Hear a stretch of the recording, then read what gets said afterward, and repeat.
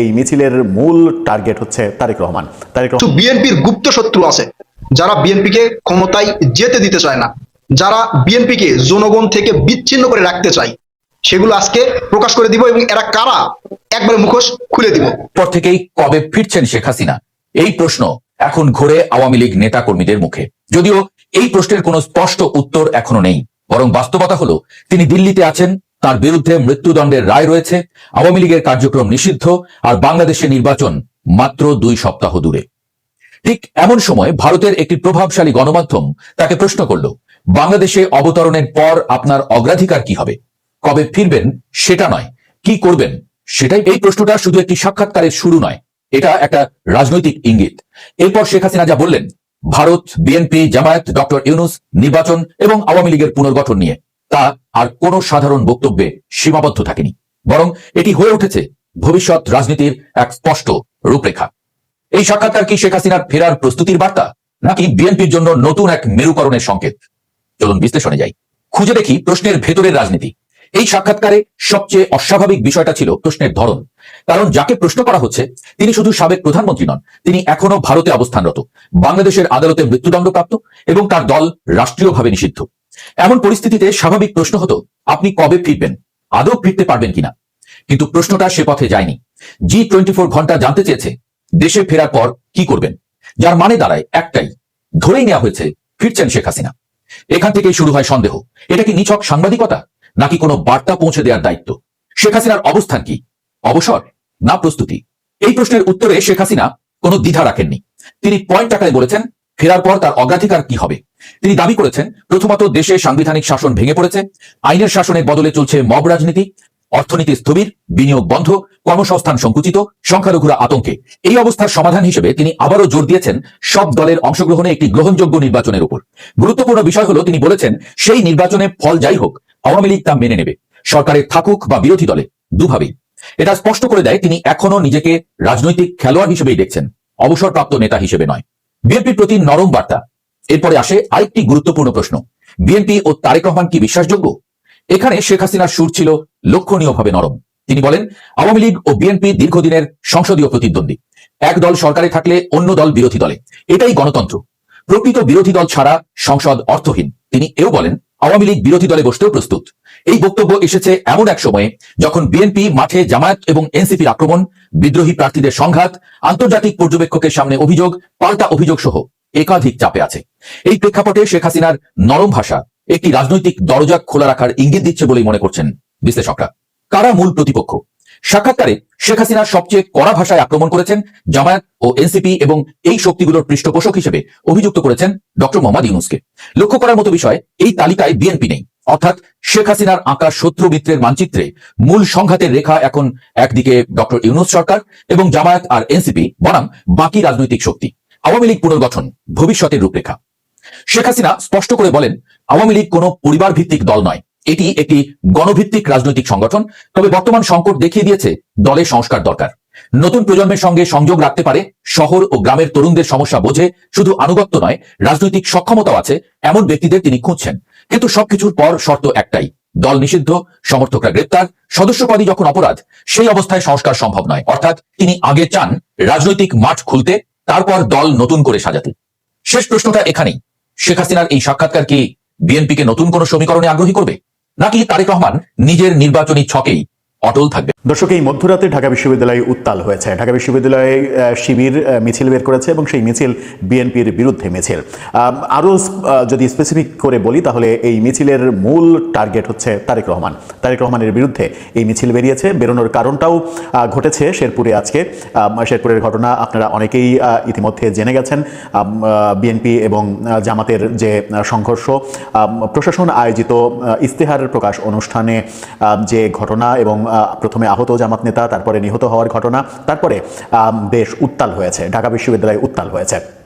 এরকম একটা পরিস্থিতি যখন তৈরি হলো, তখন নির্বাচন নিয়ে মানুষের মনে কিন্তু নতুন করে আতঙ্ক তৈরি হচ্ছে, এবং নির্বাচন যে খুব বেশি শান্তি শৃঙ্খলার মধ্য দিয়ে হবে না এই ঘটনাগুলো সেটাই প্রমাণ করছে। কি হচ্ছে ঢাকা বিশ্ববিদ্যালয়ে, কি হলো শেরপুরে, কেন এগুলো হচ্ছে, এর গতি প্রকৃতি কোন দিকে যাবে, নির্বাচন আদৌ কি করা সম্ভব হবে এরকম ঘটনা যদি ঘটতে থাকে, চলুন একটু জেনে দেখি এই ভিডিওতে। থাকবেন পলিটিক্স টিভির নিয়মিত আয়োজক। দর্শক, বলছিলাম ঢাকা বিশ্ববিদ্যালয়ে উত্তাল, বেশ কিছু মানে অশালীন শব্দ ব্যবহার স্লোগানে, সেই কারণে আমরা সেই মিছিলের ভিডিওটা আপনাদেরকে দেখাতে চাচ্ছি না এই কারণেই যে ইউটিউবের যে ইস্যু, সেই ইস্যু তৈরি হতে পারে সেগুলো দেখালে।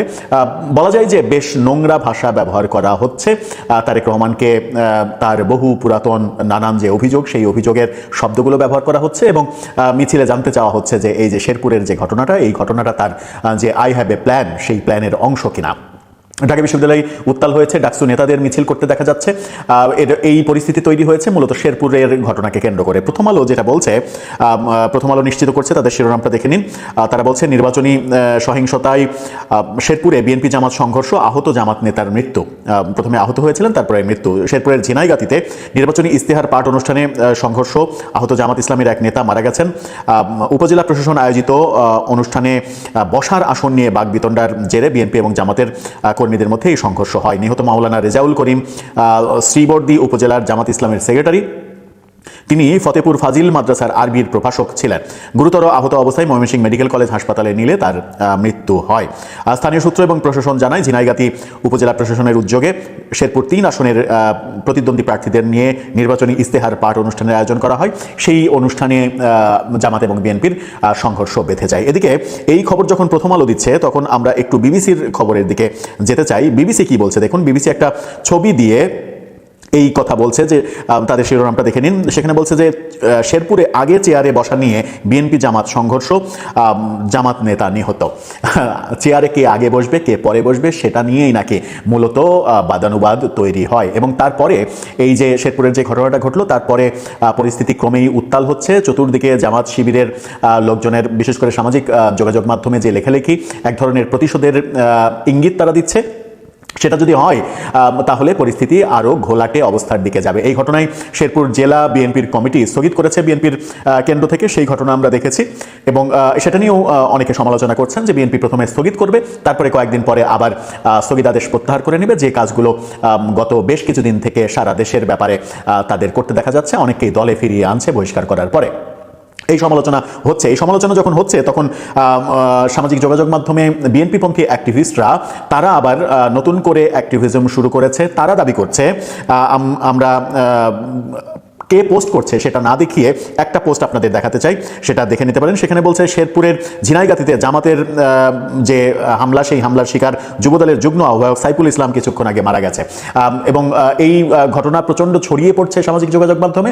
এই মানে জামাতের একজন মারা গেছে, তারপরে বিএনপির একজন মারা গেছে, এটা পাশাপাশি এনে ব্যাপারটাকে একটু সমতায় আনার চেষ্টা করছে। কিন্তু পরবর্তীতে আমরা দেখেছি যারা এই পোস্ট দিচ্ছিলেন তারা আবার এই পোস্টগুলো সরিয়ে নিচ্ছেন। তার মানে এরকম কোনো ঘটনা ঘটেনি, কিন্তু ব্যাপকভাবে প্রচার হওয়া শুরু হয়েছে রাতে যে এরকম ঘটনা ঘটেছে, বিএনপির একজনও মারা গেছে। সেই কারণে আমরাও বিস্ময় চিহ্ন দিয়ে এই শিরোনামটা তৈরি করেছি যে নিহত 2 কিনা, নিহত 1 তো নিশ্চিত। আবার যে ঘটনা বলছিলাম যে তারেক রহমানকে কিভাবে টার্গেট করা হচ্ছে, ঢাকা বিশ্ববিদ্যালয়ে তারেক রহমানের বিরুদ্ধে মিছিল, মধ্যরাতে মিছিল, এই ভিডিও যখন করছি তখনও মিছিল হচ্ছিল। এই একটি পোস্ট আপনাদের দেখাতে চাই। সেই পোস্টে সেখানে মানে এই পোস্টেও কে করেছেন সেটা আপনাদেরকে দেখাতে চাই না, কারণ আমরা কাউকে কোনো বিব্রতকর কিংবা বিপদের মধ্যে ফেলে দিতে চাই না। এইরকম একটা পোস্ট সামাজিক যোগাযোগ মাধ্যমে এসেছে, এবং এই পোস্টটা বিএনপির অ্যাক্টিভিস্টরা প্রচুর শেয়ার দিচ্ছে। শেয়ার দিয়ে এই ব্যক্তির গ্রেপ্তার এবং তার বিচার দাবি করছে। সেখানে তিনি লিখছেন, আজকে জামাত নেতাকে যে ঘটনা ঘটানো হয়েছে, আমি শব্দগুলো ব্যবহার করছি না, প্রতিশোধ হিসেবে তারেক রহমানকে রাস্তায় ফেলে ঠিক ওই কাজ করতে হবে। বাংলাদেশে তারেকিয়া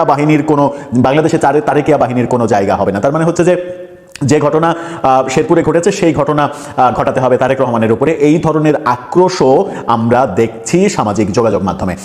এই কথাগুলো কেন উল্লেখ করছি? এই কারণেই উল্লেখ করছি যে এই ঘটনাটা একটা সিঙ্গেল ঘটনা হবে না, এই ঘটনাটা অনেক বেশি উত্তেজনা তৈরি করবে। এবং জামাত মূলত এমন একটা সংগঠিত শক্তি, বিএনপির চাইতে অনেক ছোট দল, কিন্তু তারা এতটাই সংগঠিত শক্তি, বিএনপির হাজার হাজার এরকম ঘটনা ঘটে গেলেও বিএনপি যে রিয়াকশনটা তৈরি করতে পারবে না, কিংবা গত 17 মাসে তারা পারেনি, জামাত একটা ঘটনা ঘটলেই সেই ঘটনাটাকে খুবই ভালোভাবে ক্যাশ করতে পারবে এবং সেটা নিয়ে রীতিমতো রাষ্ট্র করে দিতে পারবে। জামাতের সেই সাংগঠনিক ক্ষমতাটা রয়েছে, যে জায়গায় বিএনপির একটা বড় দুর্বলতা রয়েছে। কারণ এই ঘটনা ঘটার সঙ্গে সঙ্গে আমরা দেখতে পাচ্ছি সারা দেশে উত্তেজনা তৈরি হচ্ছে। এমনকি যে জায়গায় উত্তেজনা তৈরি হলে সারা দেশে সেই ফোকাস তৈরি হয়, যে জায়গাটা সব থেকে ফোকাস পয়েন্ট, সেই ঢাকা বিশ্ববিদ্যালয় কিন্তু গরম হয়ে গেছে, ঢাকা বিশ্ববিদ্যালয় উত্তপ্ত হয়েছে। এই ঘটনা যদি পাল্টা হতো, মানে জামাতের ক্ষেত্রে যে ঘটনাটা হলো যদি রিভার্স হতো, বিএনপির কেউ মারা যেত, তাহলে এরকম উত্তাল অবস্থা আমার মনে হয় যে হতো না, কিংবা বিএনপি তৈরি করতে পারতো না।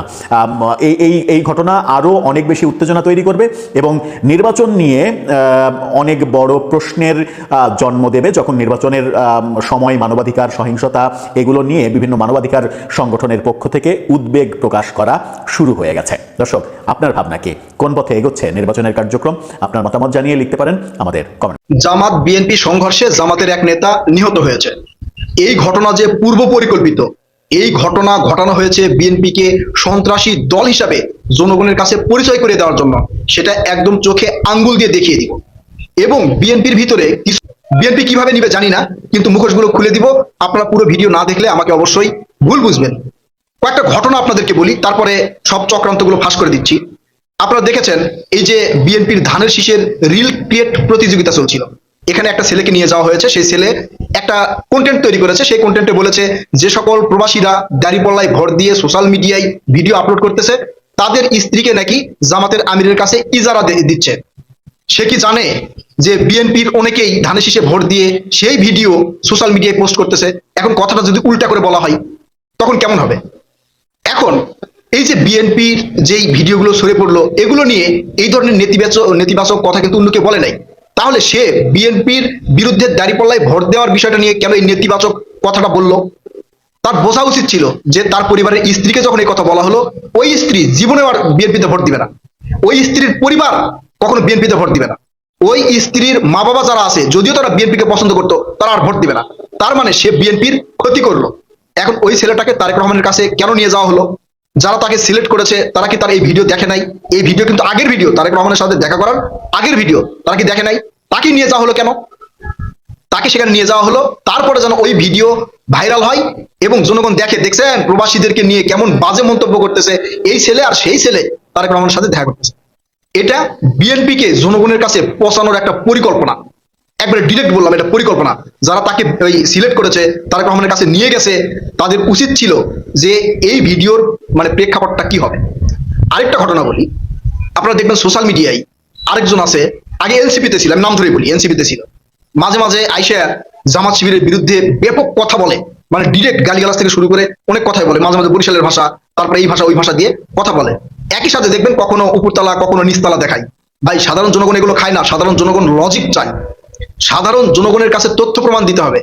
আপনি ওই ভিডিও আকর্ষণ করার জন্য মাঝে মাঝে উপরতলা নিচতলা দেখিয়ে আপনি হচ্ছে ধানের শীষের পক্ষে কথা বলবেন, বিএনপির পক্ষে কথা বলবেন, তখন জনগণ বলবে, বাংলাদেশের জনগণ ইসলাম প্রিয় জনগণ, তখন বলবে দেখছেন বিএনপির পক্ষে ভোট যাচ্ছে কে, কি অবস্থা তার, কত বড় বড় অবস্থা।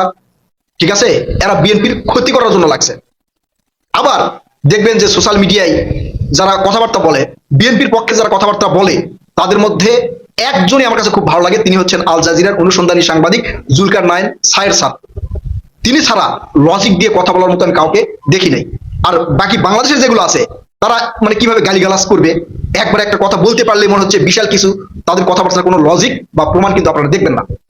এই জুলকারনাইন সায়ের স্যারের এটাই হচ্ছে ক্ষমতা, দক্ষতা, অভিজ্ঞতা। তিনি লজিক দিয়ে কথা বলেন, তিনি তথ্য প্রমাণ দিয়ে কথা বলেন। সাংবাদিক ইলিয়াসের ক্ষমতা কোথায় জানেন? তিনি হচ্ছে সততার প্রতীক। এত সাংবাদিকদের বিরুদ্ধে, আমাদের বিরুদ্ধে হাজার হাজার আপনি দুর্নাম পাবেন, তার বিরুদ্ধে একটা তথ্য প্রমাণ দিয়ে দুর্নাম করতে পারছেন, দেখাতে পেরেছেন। সে কিন্তু বিএনপিকে ভোট দেওয়ার কথা বলেছে। সে সাংবাদিক ইলিয়াস বলছে যে এবারে যদি বিএনপি ছাড়া জামাত শিবির ক্ষমতায় আসে তাহলে পশ্চিমা বিশ্ব এই বাংলাদেশকে জঙ্গি তকমা দিবে, জঙ্গি ট্র্যাক দিবে। তাই তিনি ধানের শীষে ভোট দেওয়ার কথা বলছে। একই সাথে প্রশ্ন করেছে আসলে কি বিএনপি ক্ষমতায় যেতে চাই। আমারও প্রশ্ন, আসলে কি বিএনপি ক্ষমতায় যেতে চাই? এছাড়া পিনাকি ভট্টাচার্যের ক্ষমতা কি জানেন? পিনাকি ভট্টাচার্যের ক্ষমতা হচ্ছে তিনি অনেক পড়াশোনা করে মিথ্যা কথাকেই যুক্তিতর্ক দিয়ে সত্য বলার চেষ্টা করে। এটাকে ধরে দেওয়ার মতো কয়জন দেখেছেন বাংলাদেশি এই বিএনপির পক্ষের অ্যাক্টিভিস্টকে? কয়জন দেখেছেন? তাদের ক্ষমতা কি? এই পিনাকি হচ্ছে পিঙ্কু 3 ইঞ্চি। পিনাকি যেটা বলেছে সেটার ভুল ধরে তথ্য প্রমাণ উত্থাপন করে জনগণের কাছে পৌঁছে দেওয়ার মতো কাউকে দেখেছেন? এক জুলকার নাইন স্যার সারা দেখেছেন কি? দেখেন নাই। আছে, বেশ কিছু আছে যে পিনাকির শাড়ি পরাচ্ছে, তারপরে হচ্ছে চুরি টুরি পরাই দিয়ে বলতেছে এই বাটপার টাটপার। কেন বাটপার এই প্রমাণ কিন্তু তারা দিতে পারে না। এরা বিএনপির ভালো চায় না। তারেক রহমানের আরো আগে দেশে আসা উচিত ছিল, কারণ তাকে আসতে দেয় নাই। এটা নিয়ে একটু চিন্তা ভাবনা করা উচিত, কেন আসতে দেয় নাই সেটাও চিন্তা ভাবনা করা উচিত। আমরা অত হাই প্রোফাইল নিয়ে বুঝি না, যাই হোক আমরা এই যে বিএনপির গুপ্ত শত্রুদের কথাগুলো আপনাদের বললাম, এরাই আছে। আরো আছে যারা হচ্ছে এই যে মানে 16-17 বছর অনেক ত্যাগ করে স্বীকার করেছে, মানে নিজেদের জন্য ত্যাগ স্বীকার করেছে, তাদের নমিনেশন দেওয়া হয় নাই। তারা এখন চিন্তা করতেছে বিএনপিকে কিভাবে ডুবানো যায়, বিএনপিকে কিভাবে পচানো যায়। একটা করে অপ্রীতিকর ঘটনা ঘটাচ্ছে। কিছু নারী নেত্রী যারা আছে তার দাঁড়িপাল্লার পক্ষে ভোট চাইতে যাচ্ছে। আপনি ছেলে, আপনি বাধা দিচ্ছেন কেন? আপনার বাসায় বৌমা নাই, আপনার মা বোন নাই? তাদেরকে দিয়ে তাদের অপপ্রচার বা তারা যে ধরনের উল্টাপাল্টা কাজ করতেছে সেটা বাধা দিতে পারতেছেন না? আপনি ছেলে হয়ে যা বাধা দিচ্ছেন কেন? এতে এই আচার আচরণ কি আপনার পক্ষে যাচ্ছে? এগুলো তো বিএনপির বিরুদ্ধে যাচ্ছে। বলতেছে, তারা বলার সুযোগ পাচ্ছে যে বিএনপি নারী হেনস্থা করে। তার সুযোগ পাচ্ছে কেন? আপনার বাসার মা বোনকে দিতে পারছেন না, সামনে যাওয়াদেরকে বাধা দেওয়ার জন্য বলতে পারতেছেন না, তা কিন্তু বলতেছে না। অর্থাৎ এরা চাই বিএনপি যাতে ক্ষমতায় না আসতে পারে। এরা বিএনপির ক্ষতি চায়, এরা বিএনপির ভালো চায় না। আর বিএনপির মধ্যে এই ধরনের হাজার হাজার গুপ্ত শত্রু আছে, যেগুলোকে দ্রুত চিহ্নিত করতে না পারলে বিএনপির সামনে নির্বাচনের ক্ষমতায় আসা খুবই মানে সম্ভাবনা কমে যাবে। জনগণের কাছে এই সোশ্যাল মিডিয়ায় যে ধরনের জামাত শিবিরের বট বাহিনী আছে, এরা একটা করে ভিডিও সেইভাবে ছড়িয়ে দিচ্ছে, গ্রামের ওই একবারে নিম্ন শ্রেণীর মানুষের কাছে সেগুলো কথা পৌঁছে যাচ্ছে। আপনারা জানেন এই যে ছাত্র দলের নেতা আবিদ একটা কথা বলেছে, মানে আপনারা পোস্টটা যা দেখে আসবেন, সেখানে তিনি বলেছেন যদি সোশ্যাল মিডিয়া বা ফেসবুক দেখে কেউ রাজনীতি বোঝার চেষ্টা করে তাহলে সে জামাতের ফাঁদে যাবে, মানে জামাতের ফাঁদে পড়বে। কেন বলছে এটা? কারণ এই সোশ্যাল মিডিয়ায় জামাতের ব্যাপক আধিপত্য, যেটা বিএনপি তৈরি করতে পারে নাই। কেন পারে নাই? এই যে এদের জন্য পারে নাই। এরা হচ্ছে বিরোধী রাজনৈতিক দলগুলোকে শুধু গালি দিবে, মানে তথ্য প্রমাণ লজিক তো কিছু তাদের ভিতরে নাই, তারা শুধু গালি দিবে। একটা তথ্য দিয়ে কন্টেন্ট আমি বিএনপির পক্ষে কারো দেখি নাই, কারো কাছেই আমি দেখি নাই। মানে শুধু তেলবাজি। হ্যাঁ, তারেক রহমান এই, তারেক রহমান হ্যামোলিনের বাঁশুয়ালা, তারেক রহমান যেখানে যাচ্ছে ব্যাপক লোকজন উপস্থিতি হচ্ছে, মানে তেল মারা। তারেক রহমান আমাদের নেতা, এই তেল মারা ছাড়া আর কোনো তথ্য প্রমাণ নাই, কোনোভাবে তথ্য প্রমাণ দিতে পারতেছে না। এরা পড়াশোনাই করে না, পত্রপত্রিকাতে পড়ে দেখবে যে জামাতের লোকজন যে চাঁদাবাজি করতেছে, জামাতের লোকজন যে জমি দখল করতেছে, সেটাও দেখে না। আসে ডিরেক্ট বলতেছে হ্যাঁ এই সেই হ্যান ত্যান শাশ্বত। বুঝছেন? এটা হচ্ছে বিএনপির অ্যাক্টিভিস্টরা। সেই অ্যাক্টিভিস্ট বা ওই ধরনের আইডি মানে ইয়ার পক্ষে নাকি এই বিএনপি 37,73,000 টাকা খরচ করছে নির্বাচনী প্রচারণায়। চিন্তা করেন, যেখানে জামাতের খরচ হয়েছে মাত্র 13 লক্ষ টাকা। এটা আমার কথা না, প্রথম আলো পত্রিকার প্রকাশ হয়েছে, প্রথম আলো পত্রিকা দেখেন, আপনারা যাই দেখেন। তাহলে কাদের পিছনে বিএনপি খরচ করেছে? কোন অ্যাক্টিভিস্ট তৈরি করতে পারছে? তারেক রহমানের স্টেজের সামনে গিয়ে এই যে ছাত্রদল সভাপতি রাকিব তিনি যা বসতেছে, এটা নিয়ে ট্রল হচ্ছে। ভাই যদি জায়গা না থাকে তাহলে আপনার ওখানে বসার দরকার নেই, আপনি বসতেছেন কেন? পিছনে দাঁড়িয়ে থাকেন। মানুষকে কেন দেখাতে হবে যে আপনি ওখানে গেছেনি? আপনি সভাপতি, আপনাকে চিনে না মানুষ? চিনে। তো এগুলো ট্রলের শিকার আমরা বিএনপির কেন হবো? এটা হচ্ছে বিএনপির দুর্বলতা। এখন এই যে মানে জামাত আর বিএনপির যে সংঘর্ষ হলো, সংঘর্ষে যে জামাতের এক নেতা নিহত হলো, এর পিছনের রহস্য কি জানেন? এই পিছনের রহস্য হচ্ছে ওখানকারই মহাপরিকল্পনা। এটা সেখানে সেনাবাহিনী ছিল, সেখানে পুলিশ ছিল, সেখানে ইউনো ছিল, তারা নির্বাচন নিয়ে ব্রিফিং করতেছে। সেই জায়গায় এই ধরনের ঘটনা ঘটার কারণ কি জানেন? কারণ এই ঘটনা ঘটালে তখন জামাত শিবির একটা স্পেস পেয়ে যাবে যে দেখেন 5 আগস্টের পরে এই প্রথম রাজনৈতিক সহিংসতায় আমাদের দলের নেতাকে হত্যা করা হয়েছে। এটা যারা করেছে তাদের পিছনে তদন্ত করে দেখেন, এরা বিএনপির ভিতরে গুপ্ত অবস্থায় আছে, অথবা বিএনপির যারা হচ্ছে যে বিরোধী, যারা নমিনেশন পায় নাই, তাদের পরিকল্পনা এটা। আপনারা দেখেন ওখানকার বিএনপি কমিটি বিলুপ্তি ঘোষণা করছে, তাদেরকে ধরা হোক, ধরে দেখবেন যে আসলে এর পিছনে রহস্য হচ্ছে এইটাই। হয়তো যে নমিনেশন পাই নাই সেই চিন্তা করছে আমি নমিনেশন পাই নাই, ও ই করবে, এই তোরা শুরু কর। অথবা এই জামাতেরই একজন এই পরিকল্পনা করতে পারে, জামাত শিবির পরিকল্পনা করতে পারে। এটা হচ্ছে রাজনীতি। বাংলাদেশে লাশ নিয়েও রাজনীতি করা হয়। বিএনপি যদি এই গুপ্ত শত্রুগুলোকে চিহ্নিত করতে না পারে, দ্রুত ব্যবস্থা না নিতে পারে, তাহলে দেখবেন আসলে এই ত্রয়োদশ জাতীয় সংসদ নির্বাচনে বিএনপির নাজুহাল অবস্থা হতে পারে। এখন পর্যন্ত বিএনপির ব্যাপক সমর্থন আছে, বিএনপি ক্ষমতায় যাবে ইনশাল্লাহ, ঠিক আছে। কিন্তু এই ধরনের ঘটনাগুলো যদি ভবিষ্যতে ঘটতে থাকে তাহলে পাশার গুটি কিন্তু চেঞ্জ হয়ে যেতে পারে। পাশার দান কখন কার টেবিলে যাবে এটা বলা যাবে না। রাজনীতিতে শেষ বলতে কিছু নাই। প্রিয় দর্শক, আপনারা কি মনে করছেন? আপনারা আপনাদের মূল্যবান মতামত কমেন্ট করে জানাবেন। কথা হবে নতুন কোনো ভিডিওতে। ততক্ষণ পর্যন্ত ভালো থাকবেন ইনশাআল্লাহ।